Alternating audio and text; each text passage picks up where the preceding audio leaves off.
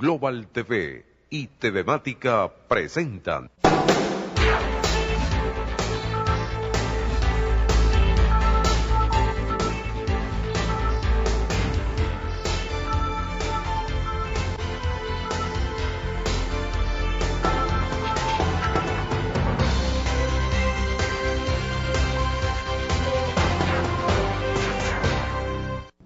¿Qué tal, amigos? ¿Cómo están? Bienvenidos. Ya estamos llegando pues a este día donde terminamos el mes de agosto. Estamos iniciando uno nuevo y uno quisiera que cada inicio de mes tuviera algo realmente nuevo desde el punto de vista de la esperanza, del optimismo, nuevo de los cambios que son naturales en la propia naturaleza, en la condición misma del ser humano. Todo va cambiando, todo está allí en un proceso, uno se deteriora, otras cosas mejoran, etcétera. El caso venezolano ciertamente tan particular, y es doloroso admitirlo, que es cuestión de salir un poquito allende nuestras fronteras, un poquito más allá. En el caso del Zulia se quiere llegar a Maicao, que para nosotros era un sitio, vamos a llamarlo feíto, casi grotesco. La gente compraba, es una especie de bazar allí con calles polvorientas, y la gente compraba cosas que para nosotros resultaban mucho más baratas, porque el bolívar era una moneda allá o donde sea, sólida, de alto poder adquisitivo. Bueno, ese entonces feo espectáculo para nosotros hoy resulta grato por lo que está pasando. Es ciertamente muy ingrato hablar de que tenemos calles llenas de basura, aceras con montañas, que aquí fallen tantas cosas que son elementales para la condición humana, y que tengamos, por ejemplo, aeropuertos en una ciudad tan importante como Maracaibo o Caracas, que nada se parece a ese crecimiento pujante. Uno lo dice, bueno, maravilloso, pero es lo normal, que las cosas vayan cambiando y mejoren, por supuesto. En otros países, yo acabo de estar en Bogotá, ¿qué aeropuerto? Uno siente como que una, vamos a llamarla positiva envidia. Y es que Venezuela pudo haber estado en la cima, a la vanguardia de muchas cosas en estos países latinoamericanos. No en balde hemos tenido esa enorme riqueza. Pero ¿qué pasó? ¿Qué pasó con el talento del venezolano? ¿Qué pasó con las manos creadoras? ¿Qué pasó con ese empuje de los venezolanos? ¿Qué pasó con la ética? ¿Qué pasó con la honestidad? ¿Qué pasó con los valores necesarios como estructura fundamental en una sociedad para que no se desarme como aquel cuerpo, diría un médico, que va perdiendo esa condición y se pone poroso y se desarma y cae desplomado ante su propio peso? Pareciera que esto ocurre. Uno, evidentemente, es lo que siente. Las sociedades no se terminan. Yo creo que las sociedades pues no se liquidan, la historia lo dice. Van mutando, vienen generaciones, vienen hasta nuevas razas. Yo creo que Venezuela es producto de esa concreción donde mucha gente llegó y se fue mezclando, y Venezuela fue un crisol extraordinario para lograr una raza muy particular de la que nos hemos sentido orgullosos. No en balde tenemos gente tan destacada en el mundo. El director del MIT, el tecnológico más importante, yo creo que uno de los más importantes del mundo, es un venezolano.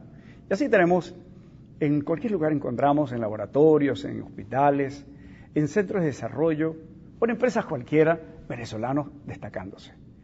Podríamos decir con orgullo, mira, ese es Venezuela. Pero no, uno hoy lo tiene que decir hasta con tristeza, porque esa fuerza debería estar aquí, formando parte de un gran motor para el progreso, para el desarrollo, generando riqueza. De lo contrario tenemos esto, gente en la calle muriendo de hambre, los problemas de los servicios públicos, no hay quien los atienda. Se está yendo la gente de las empresas públicas y privadas. ¿Y qué va a pasar con la experticia necesaria, por ejemplo, para cosas tan elementales como lavar el sistema de conducción de las ciudades, la electricidad, hacer mantenimiento a las subestaciones, mantener la red que trae electricidad hidroeléctrica desde Guri, que pasa por kilómetros y kilómetros? Eso requiere cosas tan básicas como desmalezar, revisar los aislantes, hacer la limpieza, mantener cosas que ya el venezolano lo tenía pues como algo muy elemental en su cotidianidad técnica. Tenemos empresas, la nuestra en el BEN, que era del Estado, era un orgullo para nosotros, casi invisible. Era cuestión de que unos minutos se produjera un corte eléctrico y la gente llamaba desesperada. Y hay que ver lo que decían los noticieros radiales o de televisión, reclamándole a Enelven entonces, ¿por qué se produjo un corte eléctrico y tuvimos 2 minutos fuera del aire?, decía una emisora. Sí, nada que ver con plantas eléctricas, etcétera. Y eso no es hace tanto tiempo. De eso estamos hablando 15 años, por ejemplo, más o menos. Por ahí que estuvo el ingeniero Lara, que estuvo a cargo de la oficina técnica del país, ya no existe, que reunía los principales técnicos de las empresas operadoras de electricidad y hablaba acerca de un plan a 11 años, eso fue hace unos 15 por allí, donde estaba todo el análisis, hecho por venezolanos, hecho a conciencia acerca de que eso era lo que hacía falta para evitar que en el futuro se produjera un colapso. Él decía, son 11 años a $1.000 millones por año. Estamos hablando de 11.000 millones, fíjense ustedes. Y eso incluía el cambio de turbinas en el Guri. Habría que modernizarlas, aquellas son ya antiquísimas. Estamos hablando de nuevas turbinas para ser más eficientes y ponerlas, como se diría, ayornatas, ¿sí?, al día. Todo el sistema de transmisión, estaciones que generan térmicamente, hacer algunas fórmulas alternativas como la eólica, la energía que se toma, energías alternativas en general. Había que crear un plan en ese sentido para no tener una dependencia ni de lo térmico ni la generación hidráulica, que está sujeta a algunos ciclos que tienen que ver con el estado del tiempo, etcétera. Bueno, eso estaba allí contenido, está en un libro. Cualquiera puede tener, en la Asamblea Nacional, dirigentes del país pueden tener acceso a ese libro, que yo lo tengo. Eran 11 años para hacer ese desarrollo progresivamente con talento venezolano, estudio hecho por venezolanos serios que quieren el país. Bueno, eso lo descartaron. Y hubo entonces un momento en que declararon la emergencia eléctrica. Y ahí entraron protagonistas de nombres como Villalobos, Ramírez, etcétera, que pasaron de ser habitantes de unas casitas que hoy valdrán, como está la devaluación, valdrán $2.000 esas casitas. Pero hoy ellos viven en mansiones de 5 u 8 millones de dólares en Madrid, Estados Unidos, etcétera. Son los nuevos ricos, con la magia extraordinaria de una revolución que permitió que todas esas cosas se transformaran. Pero, en tanto, quedó este país desvalido, este país con una extraordinaria pobreza. Yo conozco gente que tuvo que irse cansada de esperar que le pagaran, por ejemplo, los servicios en la empresa térmica allí en La Reaga, que hacían mantenimiento mayor. Recuerdo el ingeniero Meoz, que hablaba mucho de ese tema. Me decía, ya me estoy cansando, no me pagan. Y estamos haciendo los grandes mantenimientos. Bueno, ya se fueron, están en Barranquilla y no tardaron una semana en ser asumidos por el sistema eléctrico colombiano, que tuvo muchos problemas.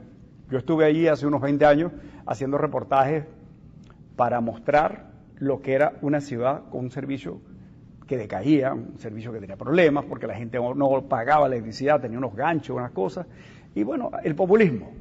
Entonces era no pagar mucho por la electricidad, pero no existía el servicio, eran plantas eléctricas, recuerdo porque estuve en Barranquilla.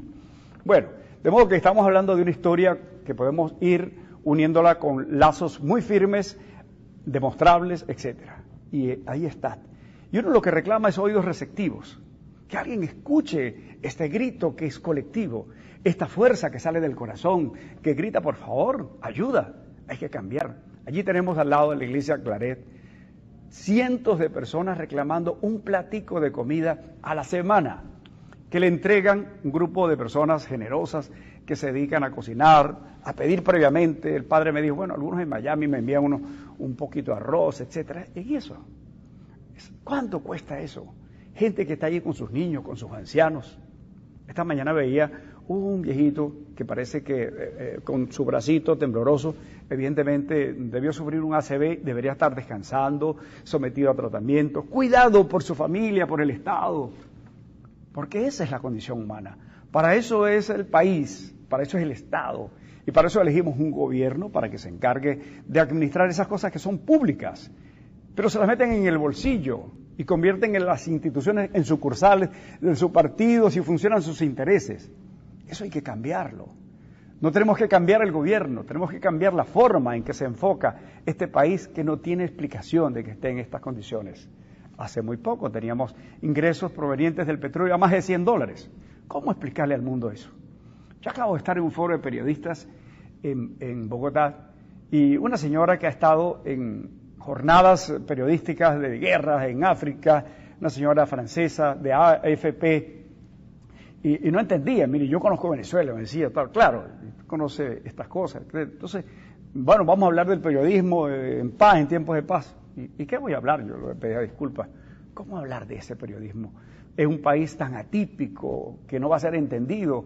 Los venezolanos no podemos ir a reclamar, mira, vamos a ayudar. Si hasta hace poco había entonces una gran fiesta en el mundo porque los venezolanos o los líderes venezolanos de momento andaban repartiendo una enorme piñata que era la generosidad de un pueblo solidario, etcétera. Ustedes recuerdan esa retórica.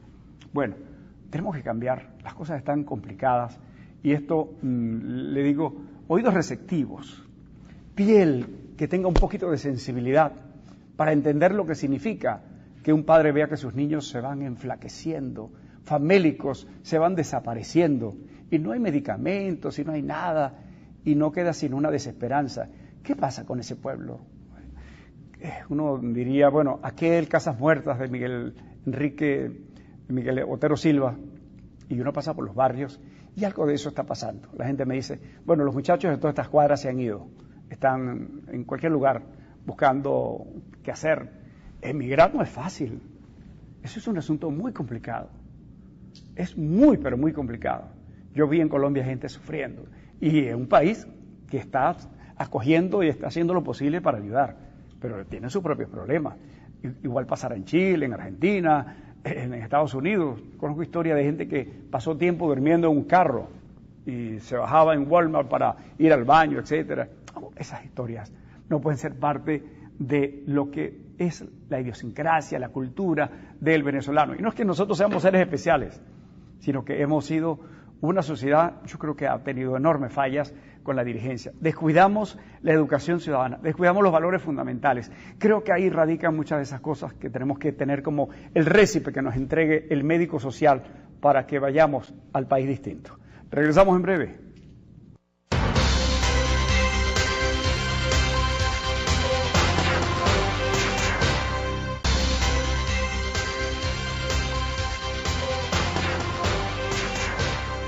Yo soy presidente, hermano. Bueno, ya se acaba de presentar. Nuestro invitado es el presidente del MAS, Movimiento al Socialismo, partido que ya tiene más de 30 años, ¿no? Tiene más de 40. Más de 40, sí. Presidente del MAS, Segundo Meléndez, ya curtido en estas experiencias políticas. Y sí, yo voy a comenzar, porque ya estamos hablando en privado ese tema que me parece como que la piedra angular de todo esto.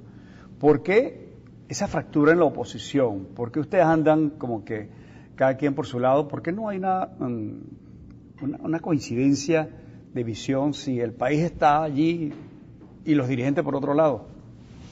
Bueno, yo creo que en general sobre este problema han privado los intereses de grupo, los intereses personales, los intereses, el egoísmo individual, que ha impedido que las cosas se puedan decantar hasta llegar a algunos acuerdos fundamentales que permitan definir una línea general de trabajo de todos que pudiera tener éxito si es una línea de todos.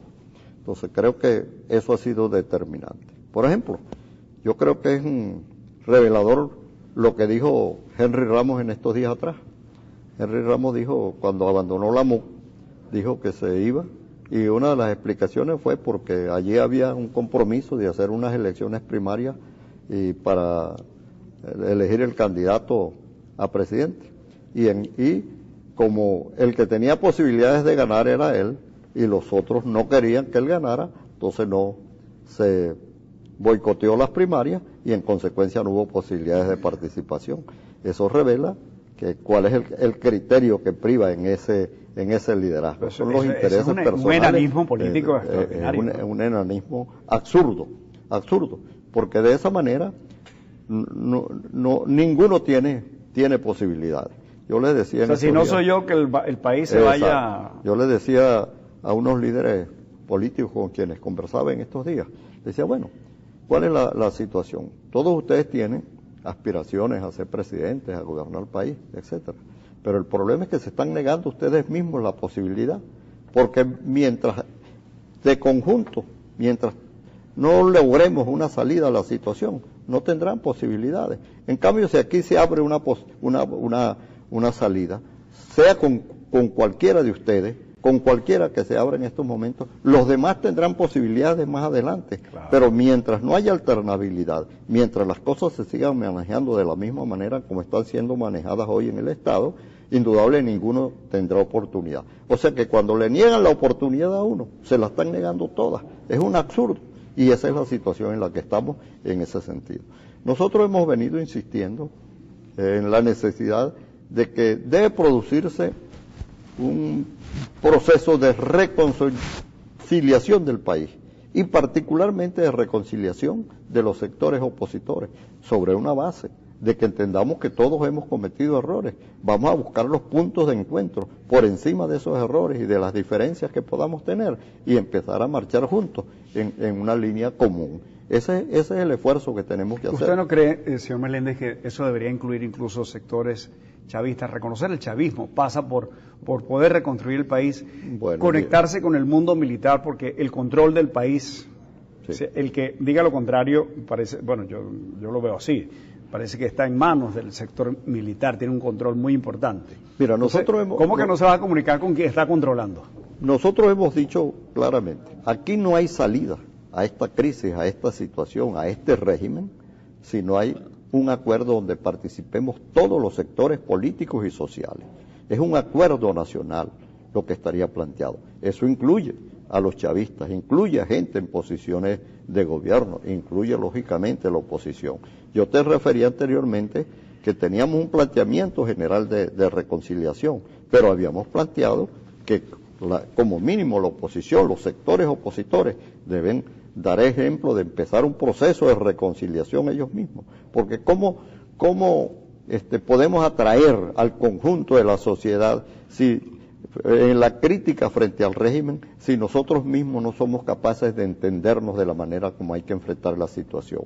Entonces ese es el tema. Nosotros planteamos que aquí lo que hay que buscar es un acuerdo nacional que involucre a todos. Aquí es mentira que los sectores hoy en la oposición, si asumen el poder, pueden resolver los problemas por sí solos, o si el gobierno persiste en mantener el poder, puede resolverlo por sí solo. Ninguno. Aquí tenemos que buscar una salida en la que todos participemos.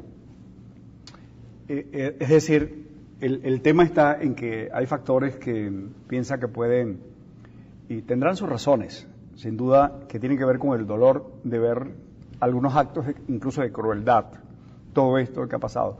Pero así ocurre en la guerra. Yo creo que si lo que ha ocurrido en Colombia no nos sirve de ejemplo, pues estamos como que distanciándonos de una solución. La FARC asesinó gente, sí. Eso sin duda. Asesinó pueblos enteros, obligó a niños a convertirse en guerrilleros, violó muchachas, las convirtió en servidoras sexuales de los líderes de la guerrilla, etcétera. Esa es la realidad de la FARC, pero son 50 años. Todos esos procesos han pasado a una estructura muy particular, no es un paraestado, etcétera, pero es una ley transicional, etcétera, porque ¿qué importa? Si importa, dirían algunos, son los huesos que están allí, es el dolor que siempre tendrán las personas que sufrieron tanto porque sus hijos, sus familiares desaparecieron, fueron mutilados, les quitaron las tierras, son tantas historias. Y cometieron también las fuerzas militares errores, usted recuerda los falsos positivos, asesinaron gente y después decían que eran guerrilleros, todo, pero si se ponen a discutir sobre los errores, no terminan nunca. Exacto. Son más de 50 años. Y que parece que entonces, ¿qué es lo que vendría en este caso? Hablar acerca de, ¿sobre qué cosas nos podemos poner de acuerdo?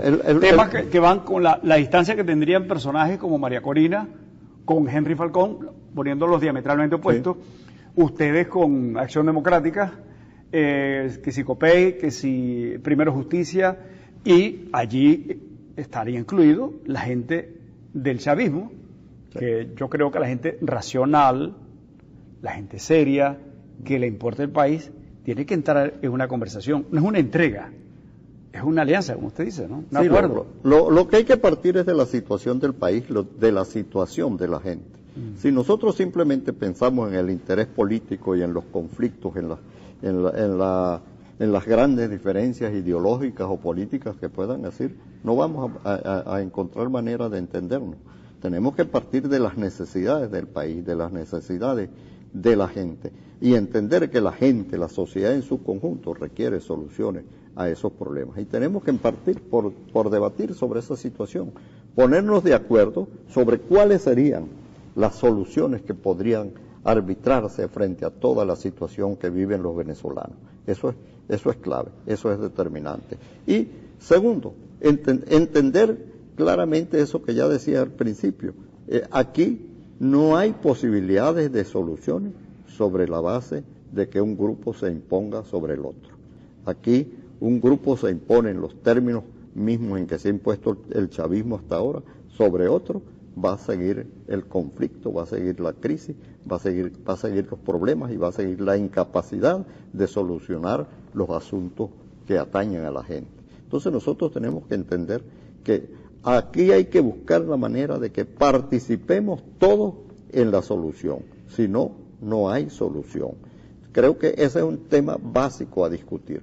Ahí el otro punto es, ¿cuál es la vía para resolver el problema? Es un tema difícil y en el cual se expresan hoy las más claras diferencias. Por ejemplo, nosotros sostenemos aquí, independientemente de las imperfecciones de la democracia, de las imperfecciones y de las perversiones del régimen actual en materia institucional y en materia democrática, hay que seguir en el esfuerzo de transitar un camino democrático, un camino pacífico, un camino constitucional. ¿Cómo se le ocurre a usted que se puede iniciar ese proceso concreto con soluciones reales que no tengan nada que ver con cada quien arrima la brasa de su sardina, etcétera, y se aprovecha y gana tiempo, que son cosas que se han discutido en pasados escenarios como el resultado? ¿Cómo hacer para que esto le podamos ver el queso a la tostada, que podamos ver avances concretos? ¿Qué plantea usted? Mira, yo creo que hay una manera, que esa manera es la de que nos vinculemos los dirigentes políticos, la dirección política, al movimiento social. La dirección política en general ha sido una dirección totalmente desvinculada de las luchas sociales, de las necesidades de la gente, de los problemas de la gente. Y ahorita hay oportunidad. Ahorita la gente por sí misma ha empezado a luchar, ha empezado a protestar, ha empezado a reclamar sus derechos, ha empezado a plantear sus necesidades, ha empezado a plantear un cambio. Entonces, en la medida en que nos vinculemos todos a ese proceso, cada quien desde su punto de vista, cada quien, pero que nos vinculemos y nos vayamos comprometiendo en ese proceso, creo que encontraremos un camino para entendernos. Porque creo que el movimiento social en general presionará en la dirección que haya que presionar para buscar las salidas a los distintos problemas. Y entenderemos que los problemas no son simplemente los que nosotros imaginamos o los que nos reflejan las estadísticas y los análisis que se hace de la economía y de la sociedad, sino que los problemas los padece la gente de carne y hueso de manera directa. En la medida en que nos comprometamos con eso, podemos encontrar un camino de ir llegando a puntos de acuerdo. Eso creo que es esencial. Por eso nosotros en este momento estamos haciendo un esfuerzo desde nuestro punto de vista y desde nuestra parte a vincularnos a esos movimientos, a ser solidarios con esos movimientos, pero no simplemente ser solidarios. ¿Cómo se concreta eso? ¿Cómo lo están haciendo? Vinculándose a ellos, relacionándose con ellos, y ir al encuentro de los liderazgos sociales, de los liderazgos gremiales que están, ir al encuentro y no quedarse tratando de imponerle líneas, imponerle posiciones, imponerle las luchas, el tipo de luchas que deben dar, sino comprometiéndose con ellos, vinculándose con ellos, estando del lado de ellos. Ese es un compromiso que nosotros estamos asumiendo y es un compromiso que estamos pidiéndole a todo el sector político que asuma. Y creemos que eso es esencial para lograr puntos de encuentro entre todos nosotros, impuestos por el reclamo, por la presión de la sociedad. Oiga, sin querer pedirle, hacerle exigencias matemáticas, porque la cosa política y social es otra cosa, ¿no? ¿cómo hacemos para establecer un mecanismo de tiempo? ¿Cómo apresurar eso? ¿Cómo convertir eso en lo urgente, además de lo importante? Porque, en efecto, lo que usted está planteando está ocurriendo. Hay manifestaciones, eventos explosivos, reclamos, pero son cosas que están por allí y salen espontáneas.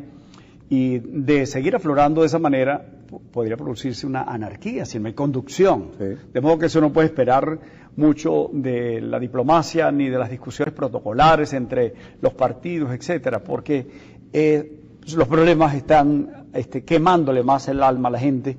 Y entonces, ¿qué va a pasar si se pierde y se descarrila este proceso?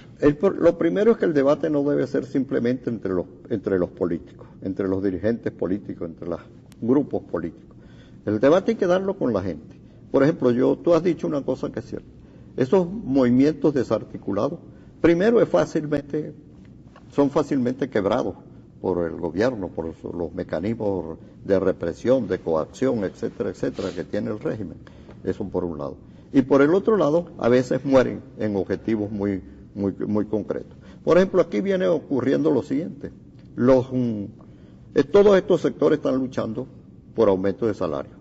Esa es una consigna justa, una consigna, algo necesario. El salario a la gente no le alcanza y cada día le alcanza menos. Pero eso no se resuelve con aumentarle salario un día, porque bien sabemos que tal como está este proceso, lo que hoy te dan, mañana la inflación se lo traga de un día para otro y no tiene salida. Tenemos que llevar la idea de que todas esas propuestas muy parciales que existen tienen que estar insertas en una propuesta general.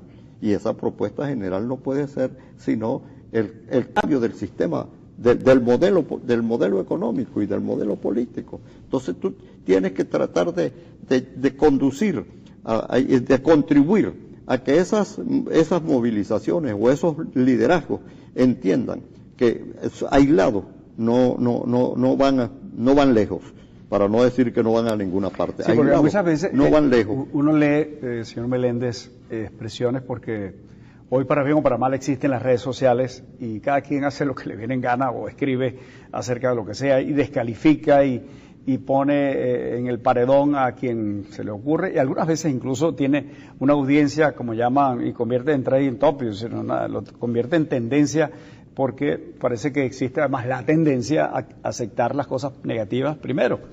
Entonces, ¿cómo hacer para evitar que esos asuntos se impongan? ¿Cómo sacar un poco más de transparencia en esos procesos políticos para que la gente se percate que así no va a ningún lado? Que por el contrario, esa acción que descalifica a los partidos, generalizando, que descalifica al liderazgo político, generalizando, incluso algunos se atreven a algo tan irracional como decir, la política es un asunto perverso tal, cuando la política es la que nos salva.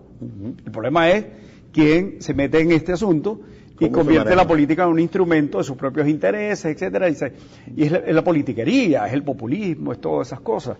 Y me alegra que usted se haya referido a ese tema de la exigencia salarial, los incrementos, como algo perverso, porque en una economía como la que tenemos hiperinflacionaria, el problema no está en cuánto te aumenten, sino cómo mejora la oferta de bienes y servicios. ¿Cómo resuelve el problema? Hay más empresas, cómo mejora la calidad del empleo, cómo cambiamos la sociedad para que haya hospitales y la gente no tenga que estar gastando, se gana 1 millón de bolívares vendiendo unas empanadas y va a comprar cualquier cosita y le cuesta 2 millones de bolívares para calmar un dolor de muela. Es decir, es absurdo. Entonces la gente tiene que entrar.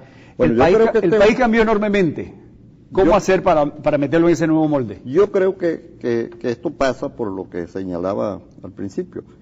Es necesario que nos conectemos con la sociedad, que nos conectemos con esa gente, que discutamos con ellos, que ellos pasen a ser los que decidan sobre esta situación, pero en la cual entren el debate todas estas ideas, todas estas opiniones. Eso que te señalaba, el debate de entender que las reivindicaciones parciales, son justas, son legítimas, pero que no resuelven el problema de fondo. Y eso te permite ubicarnos incluso frente a las distintas decisiones que tome el gobierno. Por ejemplo, yo señalaba hoy, ¿qué ocurre? El gobierno tomó un conjunto de medidas, esta semana se dice, pero son un conjunto de medidas desarticuladas, como desarticuladas pueden ser las soluciones que le presente, que pretenda presentarle a los distintos problemas. Pero esas propuestas desarticuladas no van al fondo, no resuelven el problema y en consecuencia seguirá simplemente profundizándose la crisis. Igual, sí, pero la cosa es que el gobierno está planteando esas cosas desarticuladas, pero es el gobierno, tiene el control de las instituciones, sí, etcétera, ante una oposición desarticulada, entonces se impone el gobierno a un desarticulado, etcétera, y van ganando tiempo, etcétera, mientras el país mengua.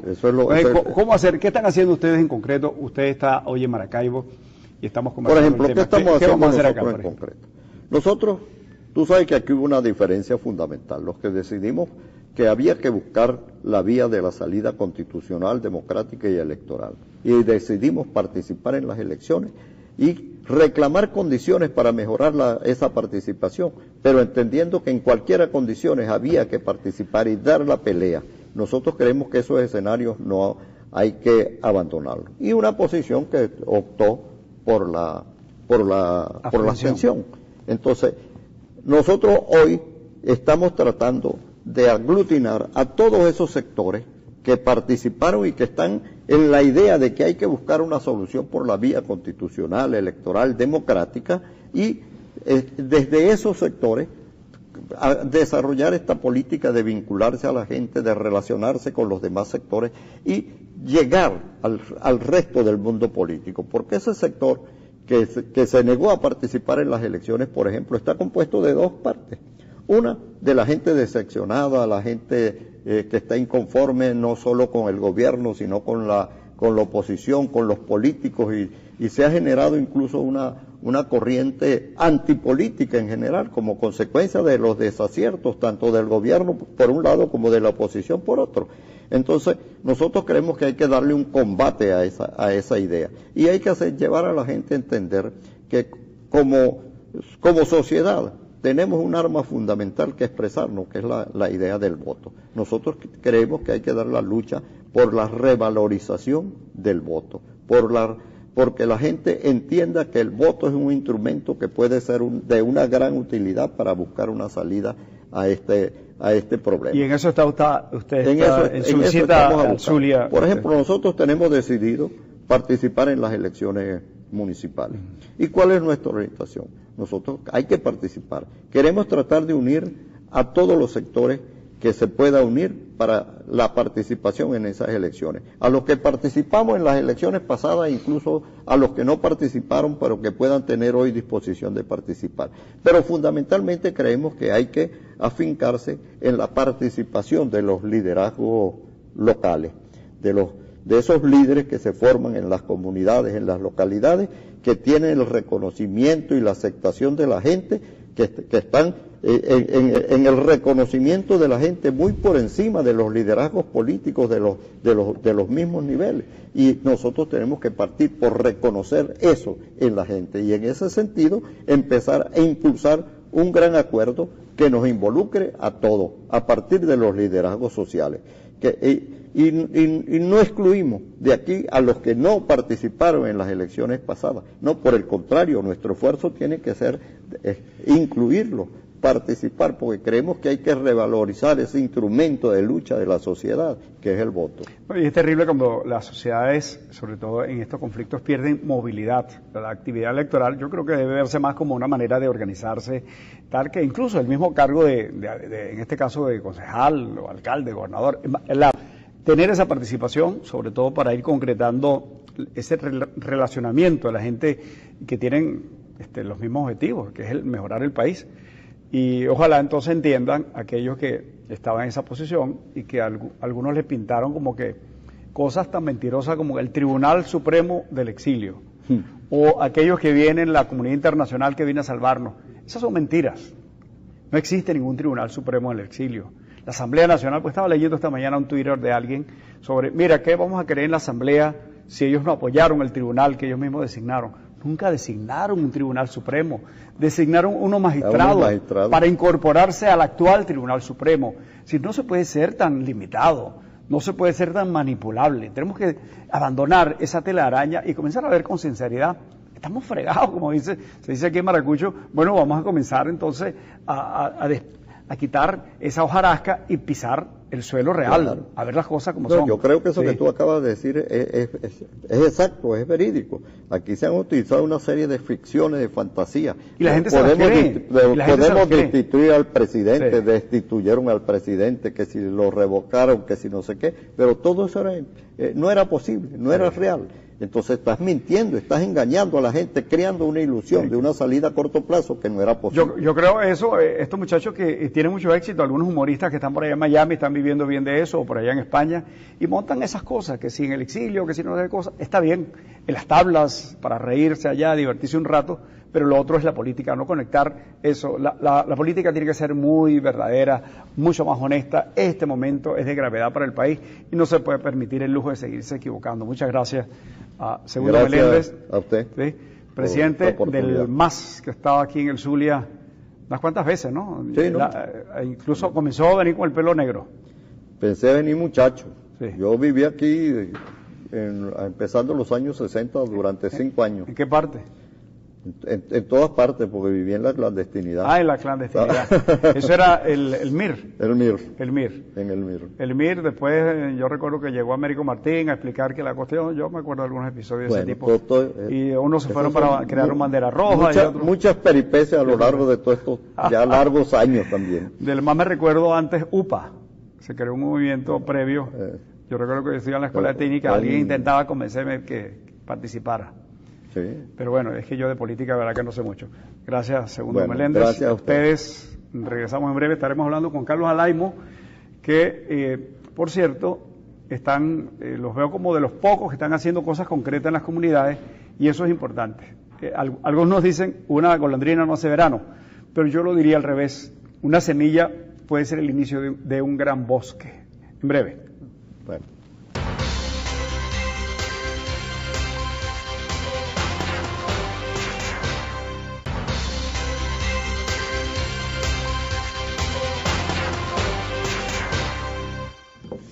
Bueno, ya está con nosotros Carlos Alaimo, el doctor Alaimo, es médico, y se ha empeñado en estar presente en esa trinchera que hoy está como que bastante golpeada, que es la lucha política, sobre todo si estás del lado de la oposición, porque hay muchas contradicciones. Ya hablábamos de esos temas con Segundo Meléndez, presidente nacional del MAS.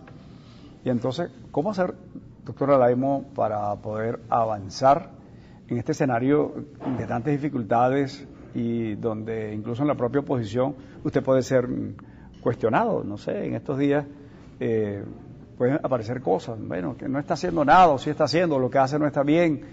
¿Cómo funciona eso internamente? ¿Cómo está haciendo usted en esa selva? Mira, Guido, desde que nosotros nacimos como un movimiento de oposición y con mucha posición. Una posición incluso propia, con una agenda propia, donde no estamos encasillados en ninguno de los factores de los diferentes polos de la oposición. O sea, no tenemos por qué estar con el Frente, no tenemos por qué estar con la Alianza, no tenemos por qué estar dentro de la agenda de María Corina o de Antonio Ledesma o de la Resistencia. Esos son los diferentes factores de la oposición y esa es una realidad. Nosotros, cuando fuimos Partido Independiente del Zulia, hoy denominado Partido Centro Democrático, siempre hemos tenido nuestra propia agenda. Hemos coincidido con la mesa, hemos coincidido con el Frente, y cuando coincidimos los acompañamos. Cuando hemos coincidido con la Alianza, como fue el caso de pasado febrero, el 20 de febrero, cuando acompañamos a las elecciones presidenciales a Falcón, nos fuimos con la Alianza, nos distanciamos del Frente. ¿Por qué? Porque en el PCD hacemos política. El PCD no es una franquicia electoral. Nosotros no estamos actuando solamente como franquiciadores y en momentos electorales. Nosotros en el partido todos los días discutimos y todos los días hablamos sobre lo que necesita la gente y necesita el país. Ese es el Partido Centro Democrático. Y ahí están las demostraciones. Tenemos una suma de voluntades de estos rebeldes ciudadanos militantes de los diferentes partidos que se han dado cuenta que sus cúpulas no están actuando con la realidad que vive hoy en día el país, ni el sufrimiento de su gente, y han visto en el PCD, en el Partido Centro Democrático, una trinchera de lucha. O sea, ustedes están aspirando a absorber la militancia de esos partidos. Nosotros no solamente estamos buscando absorber a esa militancia de esos partidos que han sido activos y que hoy en día no se sienten identificados con ellos. Queremos llamar a los ciudadanos, a esos ciudadanos, a ese 80%, 70% de ciudadanos que no creen en los partidos, ni creen en la política, a que de una u otra manera tenemos en algo que confiar, porque no puede haber democracia sin partido. Y cuando es un partido como el nuestro, que nos estamos acercando a la sociedad intermedia, a las sociedades intermedias, a la sociedad civil, y le estamos dando espacio para participar, nos interesa más a ese ciudadano escéptico, indiferente, angustiado, defraudado, a ese ciudadano para decirle que el PCD está contigo, no te vamos a dejar solo. Y naturalmente tienen que ver que ante la huida o el escenario de fracasos que desde la oposición se han dado tanto en el Zulia como en el país, todavía podemos darle una referencia en la cual creer.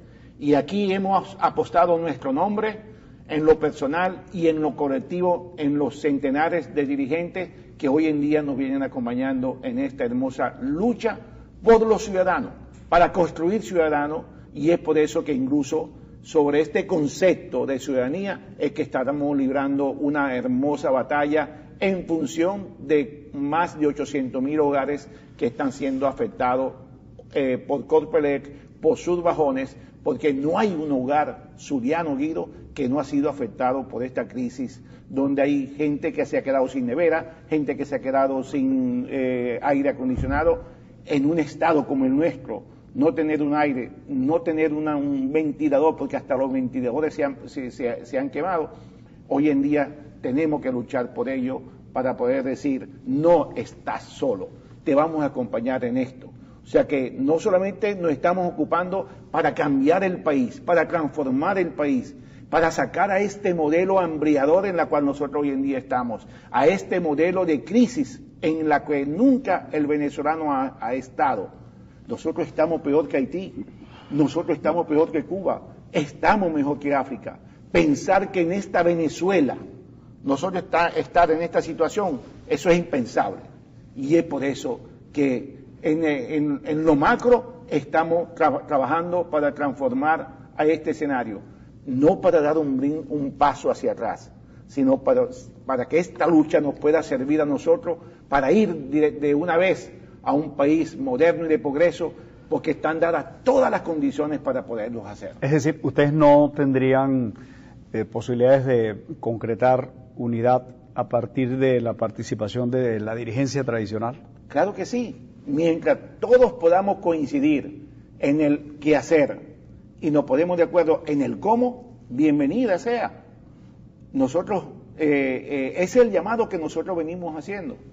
Este problema se termina cuando los liderazgos nacionales y regionales, más que todos los nacionales, se tienen que darse cuenta que ante la gravedad que hoy en día nosotros tenemos, el país de hoy está peor que en el 58. Y en el 58, los que hicieron la democracia posible, un Jovito Villalba, un Caldera, un Betancourt, tuvieron que cada uno ponerse de acuerdo sobre y apartar sus diferencias personales y pensar en un proyecto país.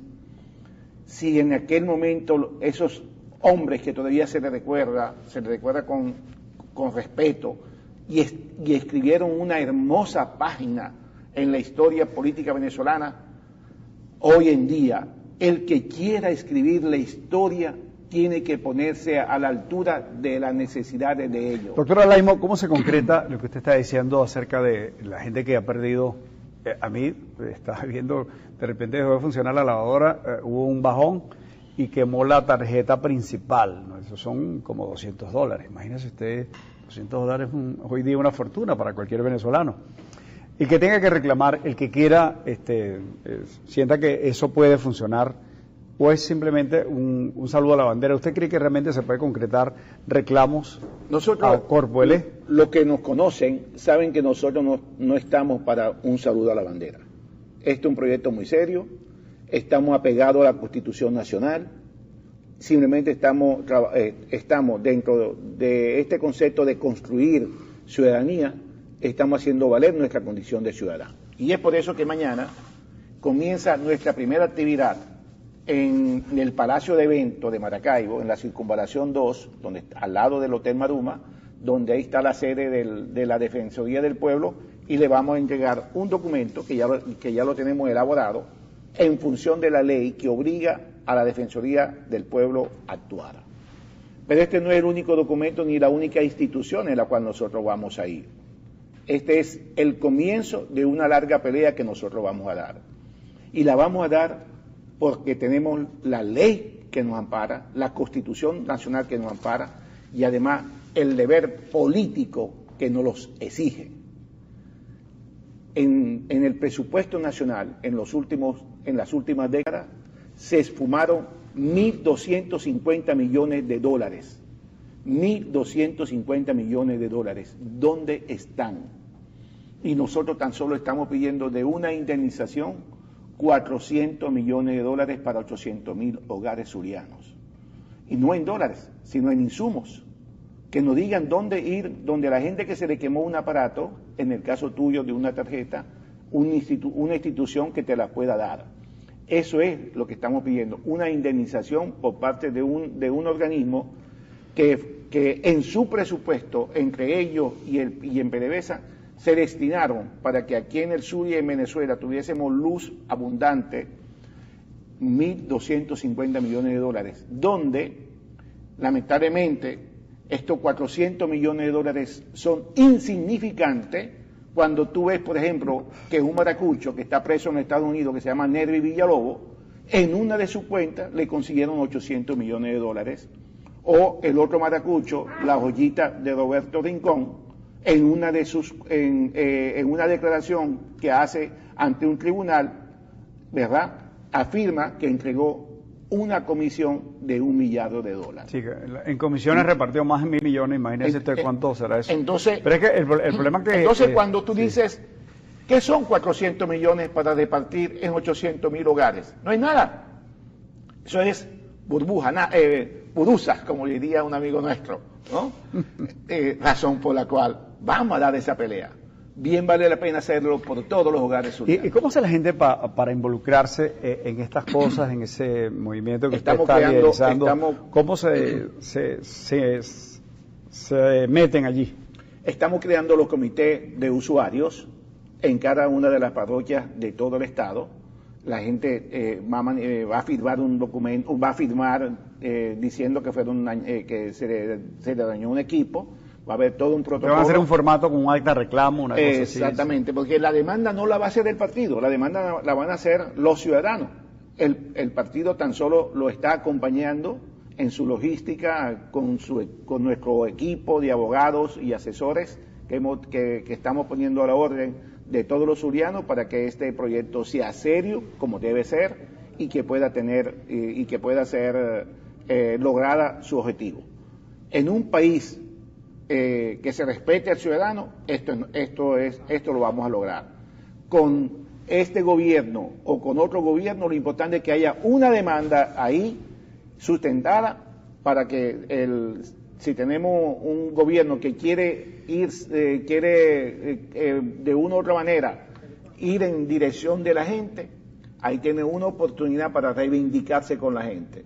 Si no, ahí va a estar una demanda que nunca va a tener, no va a prescribir, y en cualquier momento va a llegar un gobierno responsable, y ante esa responsabilidad va a decir, usted tiene razón. En cualquier país decente del mundo, primer mundista, a usted se le picha un caucho, a usted se le daña una rueda, por un hueco, por algo que la alcaldía no hizo a tiempo y la alcaldía a usted le paga. O sea, necesitamos un país así. Yo quiero vivir en un país así. Eso lo vamos a construir. Eso no es utopía. ¿O es que en esos países que son marcianos los que están mandando, los que están dirigiendo esas naciones? Y en este ambiente, son humanos como nosotros. Y este ambiente es ciertamente conflictivo, pero lleno de mucho escepticismo. ¿Qué está pasando con el crecimiento de su movimiento político, el Centro Democrático? Está creciendo, usted siente que la gente le está prestando atención, porque hay un fenómeno que es otro movimiento que está siendo reconocido, también uno lo ve sobre todo en Caracas, que es este joven Leocenis García también, o sea, en paralelo con las estructuras tradicionales de los partidos, ¿no? Se ve que está teniendo una participación y podría entonces producirse como que una ruptura del status quo en la cosa política, ¿no? Bueno, nosotros respondemos por este partido.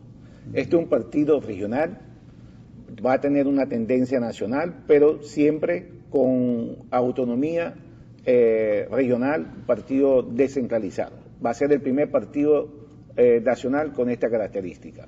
Y nosotros aquí en el Zulia, como movimiento regional, vemos con agrado como todos los días se suman voluntades. Esto es lo que nos tiene vivo, lo que nos da energía. ¿Usted siente que está valiendo la pena el esfuerzo? Claro, que la gente está involucrada. Vale la pena hacer este sacrificio, porque esto no es fácil. Sacrificar el tiempo a la familia, el tiempo a los negocios. Nosotros en nuestra organización tenemos 2.000 empleados que ellos saben que yo siempre todos los días estaba con ellos. Hoy en día tengo que compartir toda esta cosa porque estamos en esta actividad pública, por amor al país, por amor a los ciudadanos. Y usted no ha hecho como esos organismos del Estado que los inscriben obligados con el carnet de la patria o el PSUV. Sus trabajadores no están obligados a inscribirse. No, para nada. ¿Sí? Nada de eso. Nada de eso, porque uno de los principios doctrinarios que tiene el PSD, ya dentro de poco, creo que en los próximos días lo vamos a sacar en nuestra página web del partido. Uno de los principios doctrinarios del partido es libertad de pensamiento, libertad de conciencia y libertad de acción. O sea, aquí no se vale, si estás conmigo, tienes que inscribirte en el partido. Eso no va con nosotros. Al contrario, yo he tenido discusiones con algunos dirigentes de la oposición que cuando sus militantes se han venido al PSD, lo han querido sacar de algunas posiciones públicas como coacción, y he tenido que reclamarle, ¿ustedes son demócratas o van a actuar como el PSUV? Y he tenido que llamarlo a reflexión. Bueno, nos queda bastantes días por andar en un escenario que se complica cada vez más. Ojalá, como hemos conversado con el segundo Meléndez, se logren reconciliar posiciones. Y yo insisto, muy importante el reconocimiento a las partes. Algunos sectores de oposición insisten radicalmente en querer como que en un escenario futuro eliminar el chavismo. No sé, son cosas que algunas veces resultan como que inútiles, no solo innecesarias, sino poco útiles a los efectos de conformar un proceso de transformación real, ¿no? Creo que hay que dejar tanta posición sectaria, ¿no? Yo siempre hablo de una máxima, que es una visión compartida y una dirección colegiada es lo que a nosotros ahorita nos toca. Primero, una visión compartida sobre un proyecto país. Y el cómo hacerlo, tenemos que ponernos de acuerdo. Y eso significa que no pueden haber 6 presidentes, no pueden haber 7 presidentes. Cada uno debe tener una responsabilidad sobre áreas como tal para poder salir de este modelo. Y bajo esa premisa, ya en el propio chavismo hay disidencias. Somos Venezuela, no es PSUV. Y ya tú ves dentro del propio, en el chavismo disidente, de donde está Niemar Emas, por ejemplo, que lo ha venido liderizando con mucha fuerza y cada vez se le suma más gente.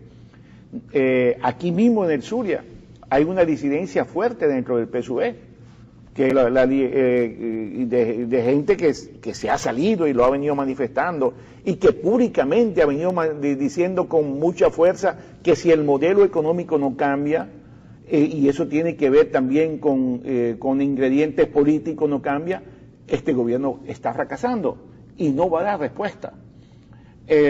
Razón por la cual estos movimientos del chavismo disidente y dentro de estos sectores, cuando vean que hay una oposición clara, se van a sumar en este proyecto. Bueno, gracias al doctor Carlos Alaimo, con él y con toda la gente que quiere estar aquí para discutir ese país posible, ese país que esperamos que haya muchas manos, muchos talentos para contener lo que parece ser un dique desbordándose hacia afuera nuestras fronteras. Hay que parar esta situación porque el recurso sin duda más importante de una sociedad, el recurso de un país es la gente. Si perdemos la gente, como en la rata, en el crecimiento que está teniendo la huida de venezolanos, ciertamente eso nos va a debilitar como un todo. Gracias, doctor Alaimo. Gracias a ti. Y nosotros nos vemos mañana. Muy amables todos.